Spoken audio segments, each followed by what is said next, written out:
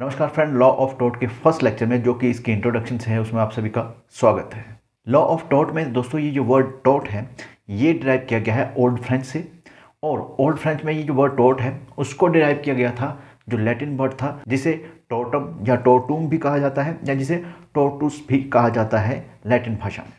और अगर बात करें इंग्लैंड की या इंग्लिश लैंग्वेज की तो इसको हम कह सकते हैं कि ये एक सिविल रॉन्ग है या फिर एक तरह से हार्म या किसी को नुकसान पहुंचाना। और जहाँ तक बात है दोस्तों वर्ड टोट को इंग्लिश लॉ में या इंग्लैंड में इंट्रोड्यूस करने की, तो वो इंट्रोड्यूस किया गया था नॉर्मन ज्यूरिस्ट के द्वारा। और with the passage of time यानी कि जैसे जैसे समय बीतता गया ये जो ब्रांच थी लॉ ऑफ टोट की ये एक तरह से ऐसे प्रसिद्ध हो गई या एक तरह से ऐसे पॉपुलर होगी जिसमें कि आप एक सूट फाइल कर सकते हैं अगर आपका कोई राइट वायलेट हुआ है और उस राइट वायलेशन की वजह से आपको कोई डैमेजेस या नुकसान हुआ है और आपको लगता है कि भाई ये जो मुझे राइट वायलेट हुआ है या डैमेजेस हुआ है इसकी रेमेडी किसी और लॉ के अंडर नहीं है, यानी कि जितना भी सिविल नेचर का और लॉ है उसके अंडर इसकी रेमेडी नहीं मिलेगी, तो कहाँ चले जाओ, लॉ ऑफ टॉट में चले जाओ, वहाँ पर हम सूट इस तरह का फाइल कर सकते हैं। यानी कि अगर सिंपल तरीके से कहा जाए कि भाई आपका राइट वायलेट हुआ है और आपको डैमेजेस भी हुए हैं और जिसने किया है उसकी ड्यूटी थी पर उसने ड्यूटीज़ को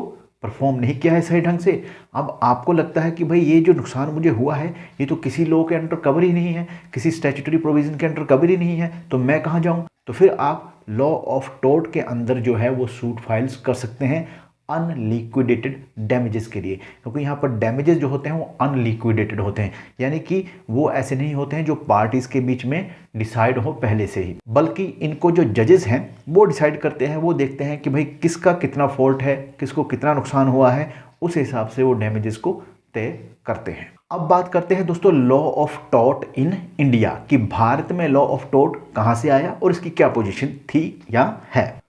तो लॉ ऑफ टॉट जो भारत में आया तो डेफिनेटली ये ब्रिटिश जब आए तो वो अपने साथ इसको लेकर आए, क्योंकि उस वक्त हमारे पास जो लॉ था वो कोडिफाइड नहीं था बहुत ज़्यादा, तो उन्होंने ही इसको स्टार्टिंग में एस्टेब्लिश किया जिसके अंदर कि उनको आसानी रहती थी सिविल नेचर के उन केसेस को डील करने के लिए जिनके की स्टैट्यूटरी प्रोविजन ना हो और उनके मामले जो थे वो अपने स्तर पर निपटा देते थे। जैसे कि मैंने पहले भी कहा कि लॉ ऑफ टॉट उन एरिया से डील करेगा जिन पर कोई लीगल प्रोविजन या स्टैट्यूटरी प्रोविजन आपके पास नहीं हो। अब इसको हम थोड़ा सा और समझने की कोशिश करते हैं। जैसे देखिए आज हमारे पास बहुत सारे एक्ट्स हैं, बहुत सारे लॉ हैं, स्टैट्यूटरी प्रोविजन है, लीगल प्रोविजन है, पर आज से 100, 150, 200 साल पहले ऐसा नहीं था। जैसे कि हम एग्जाम्पल लें मोटर एक्सीडेंटल क्लेम ट्रिब्यूनल की, ये एक्ट है 1988 का, इससे पहले ये 1939 था। तो 1939 से पहले जो रोड पे एक्सीडेंट होते थे उनका निपटारा कैसे होता था, है ना, तो वो प्योरली लॉ ऑफ टॉट के अंदर ही डिसाइड होते थे। अभी भी वो लॉ ऑफ टॉट की ब्रांचेस में आते हैं क्योंकि उनकी सिचुएशन कुछ इस तरह से होती है, पर उसमें कुछ प्रोविजन बना दी गई हैं जिनसे कि कुछ चीज़ें जो है उनको डिसाइड किया जा सकता है। अभी भी इन सब एक्ट को डील तो लॉ ऑफ टॉट के अंदर ही किया जाता है, पर उसमें यह होता है कि आपके पास बेसिक प्रोविजन बन जाती है। पर यहाँ पर एक जो लॉ ऑफ टॉट को लेकर प्रॉब्लम है कि इसकी डेवलपमेंट जो है इंडिया में उस हद तक नहीं हो पाई है जिस हद तक के वेस्टर्न कंट्री में या और देशों में हुआ है, जिसके की कारण इलिटरेसी यानी अनपढ़ता,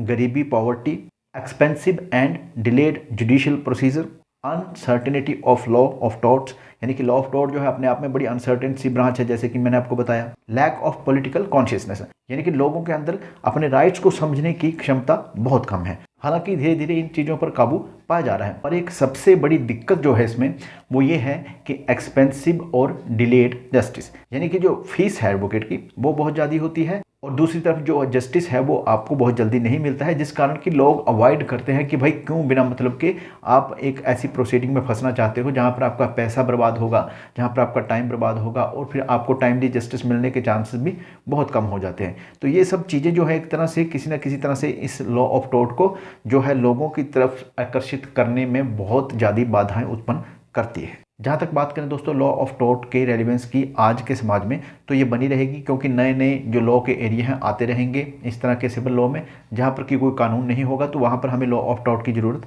पड़ेगी। पर अगर हम लोगों को जस्टिस जो है इसमें स्पीडी प्रोवाइड करवाना शुरू कर दें तो ये जो है लोगों के बीच में और अट्रैक्टिव और पॉपुलर होगा और लोग हैप्पीली इसको अप्रोच करेंगे अपनी इस तरह की जो रेमेडी सिविल नेचर की होती है जो कि किसी स्टैट्यूटरी लॉ के अंडर कवर नहीं की गई हो, तो उसमें फिर वो जो डैमेजेस क्लेम या कंपनसेशन क्लेम करने के लिए ज़्यादा जो है वो अग्रसर होंगे, ज़्यादा अप्रोच करेंगे। धन्यवाद।